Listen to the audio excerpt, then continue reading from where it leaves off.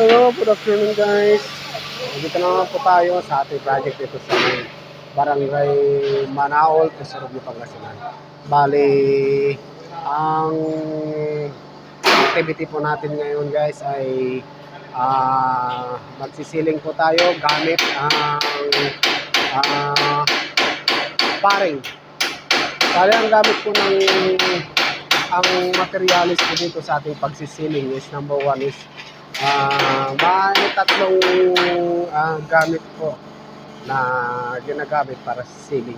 Ito isa, itong na to, bali tinatawag na double paring. Ayan po.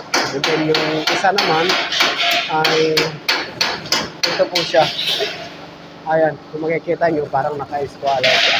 Yan yung tinatawag na wall angle. Ayan po. At yung isa po ay ito po siya. Bali, ito yung tinatawag na carrying channel. Ayan po yung tatlo na pangunahing gamit ng pagsisiling gamit ng metal paring. As you can see guys, ang ano natin is puro may cove light siya. So, hindi po madali na makuha ng mga baguhang installer ng ceiling gamit ang paring pagdating sa mga ganitong mga design ng mga cove light. So, kagaya itong mga ano natin, hindi naman po talaga sila installer. So, kailangan ko muna silang alalayan kung paano yung tamang pag-install. Ang number one lang po naman po dito guys huwag kayong magkakamali sa mga elevation at saka yung sa eskwela. Yan ang pinaka number one yan.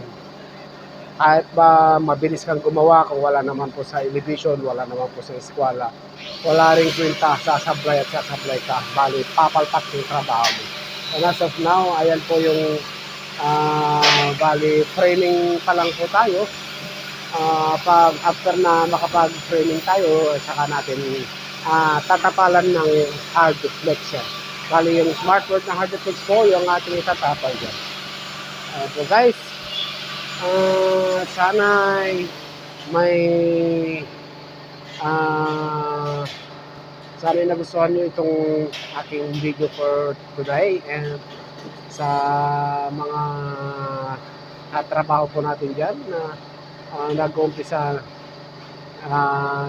lang o kaya hindi sanay sa mga ganitong trabaho, ayan, balik-balikan nyo lang po itong video ko para ma-imagine ninyo. Bali, sa susunod na video po natin, i-actual ko sa inyo kung paano yung kung paano gamitin yung bawat isa doon sa tatlong gamit ng pagme-metal paring. Ayan, maraming salamat po. God bless.